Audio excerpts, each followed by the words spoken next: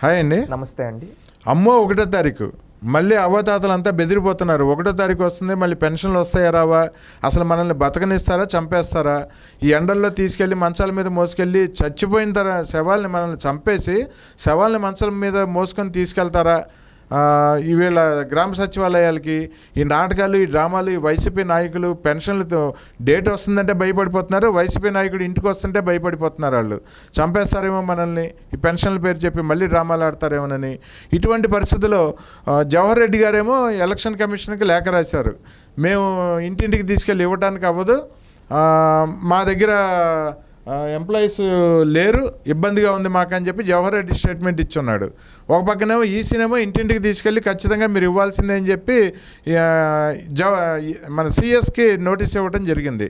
So ఇదంతా ఈ మొత్తం ఈ తతంగం అంతా చూస్తుంటే మీరు ఎలా విశ్లేషిస్తారు?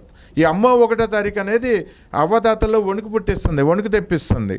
ఒకటండి, ఏంటంటే ఇక్కడ ఏమైందంటే జగన్మోహన్ రెడ్డి గారు మొన్న లాస్ట్ మంత్ ఒక డ్రామా ఆడాడు, శవ రాజకీయాలకు తెరదీశాడు. ఎందుకంటే ఇంకా బాబాయ్ లేడు, తల్లేమో అమెరికాకి వెళ్ళిపోయింది. ఇంకేమంటే రాష్ట్రంలో ఉండే వృద్ధుల పైన పడ్డాడు. గతంలో జగన్మోహన్ రెడ్డి తను స్వయంగా చెప్పింది 32 మంది చనిపోయారని చెప్పారు. ఆ 32 మంది చావుకు కారణం ఎవరు? ఈ ప్రభుత్వం నియమించిన చీఫ్ సెక్రటరీ జవహర్ రెడ్డి. అప్పుడు గతంలో చంద్రబాబు నాయుడు గారు కూడా ఇంటికి తెచ్చి ఇవ్వమన్నారు, ఎలక్షన్ కమిషన్ కూడా ఇంటికి ఇవ్వమన్నది. ప్రత్యామ్నాయం చూసుకోండి అని చెప్తే అప్పుడు డ్రామాలు ఆడారు. ఈ మంత్ కూడా ఎలక్షన్ కమిషన్ కరెక్ట్గా చెప్పింది ఇవ్వండి అని చెప్పి.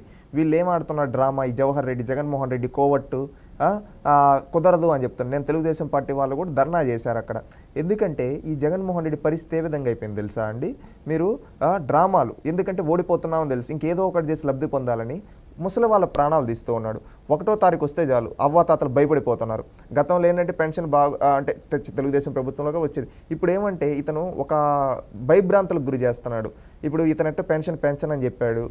ఇంకా ఈ వచ్చే అవ్వాతాతలకేంటి ఈ మంత్ వస్తే చాలరా అన్నట్టు వాళ్ళ పరిస్థితులు ఉంటాయి. అందుకని వీళ్ళు ఏం చేస్తారు, శవరాజకీయాలకు తెరదీస్తూ ఇప్పుడు ఎలక్షన్ కమిషన్ క్లారిటీగా చెప్పినా కానీ ఇంటికి వెళ్ళి ఇవ్వమని వీళ్ళు ఇవ్వకుండా కావాలని ఈ చీఫ్ సెక్రటరీ జగన్మోహన్ రెడ్డి కోవట్ ఏమంటున్నాడు తెలుసా? కుదరదు అంటూ ఉన్నాడు. ఎందుకంటే జగన్మోహన్ రెడ్డికి లబ్ధి చేయాలి కదా, అందుకని. నువ్వు ఐఏఎస్ఆ లేకపోతే జగన్మోహన్ రెడ్డి ఐఆర్ఎస్ అదే జగన్మోహన్ రెడ్డి ఏమన్నా ఐఆర్ఎస్ అనే బతుక చీఫ్ సెక్రటరీ జవహర్ రెడ్డి గారిని అడుగుతూ ఉన్నావు. ఇంతమంది ప్రాణాలు పోయినందుకు నువ్వు రాజీనామా చేయాలి. నీ చేతగాని తనం వల్ల జరిగింది. నువ్వే కదా హెడ్ ఆఫ్ ది గవర్నమెంట్, ఇప్పుడు చీఫ్ సెక్రటరీ. నీ చేతగాని తనం వల్ల ప్రాణాలు పోయాయి. ఈరోజు అధికారులని ఒక రోజు పోయి ఇచ్చేదానికి ఏమైపోతుందయ్యా? గతంలో ఇవ్వలేదా తెలుగుదేశం హయాంలో? ఈరోజు నువ్వు ఎందుకు భయపడుతున్నావు? పెన్షన్లు ఇవ్వడానికి ఒక 2 రోజుల్లో ఇంటింటికి వెళ్ళి ఇవ్వచ్చండి రాష్ట్రంలో ఉండే అధికారులని ఉపయోగిస్తే. వీళ్ళ దగ్గర ఏమంటే డబ్బు కూడా లేదు. ఇంకొకటి డబ్బులు ముందుగా వీళ్ళు చేసి పెట్టుకోరు. ఎందుకంటే వీళ్ళకి లబ్ధిగా చేయడం కోసం అప్పులు లేవు, అప్పులు దొరకట్లేదు, ఖజానా ఖాళీ అయిపోయింది. ఏమంటే జగన్మోహన్ రెడ్డి వాళ్ళ బంధువులకు ఇచ్చుకున్నాడు కదా డబ్బులు, ఆ విధంగా. అందుకని ఈరోజు అవ్వాతాతలు ఏమనుకుంటున్నారంటే వాళ్ళ మనసుల్లో ఉండేది 1వ తారీఖు వస్తుంది, భయం పుడుతుంది. లాస్ట్ మంత్ ఏమో కొంతమందిని వీళ్ళే చంపించేసి ఈ విధంగా చేశారు.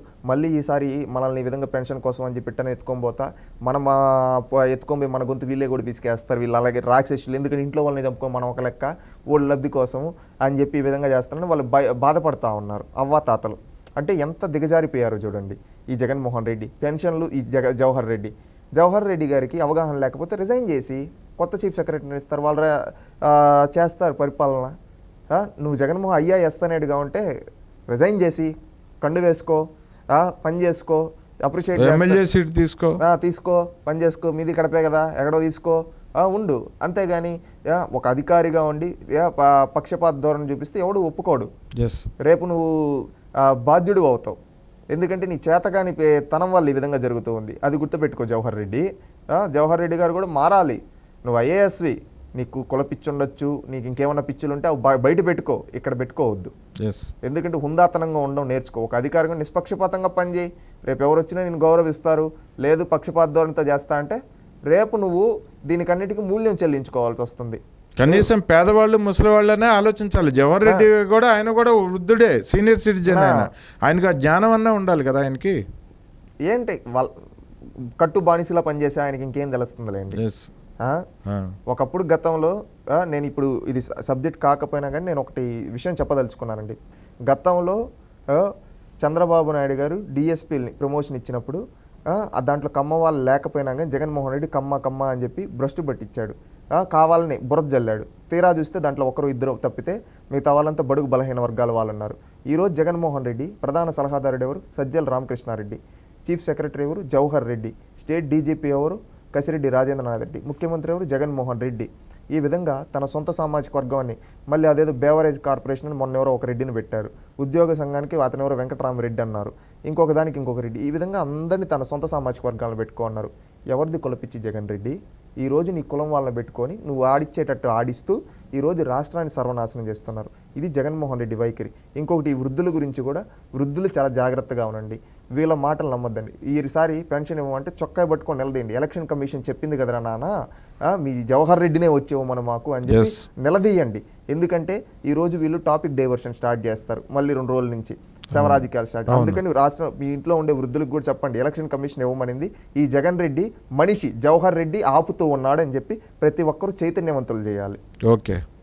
ఓకే అండి, థ్యాంక్ యూ అండి. మంచి విషయాలు చెప్పారు మా ప్రేక్షకులకి. ధన్యవాదాలు అండి.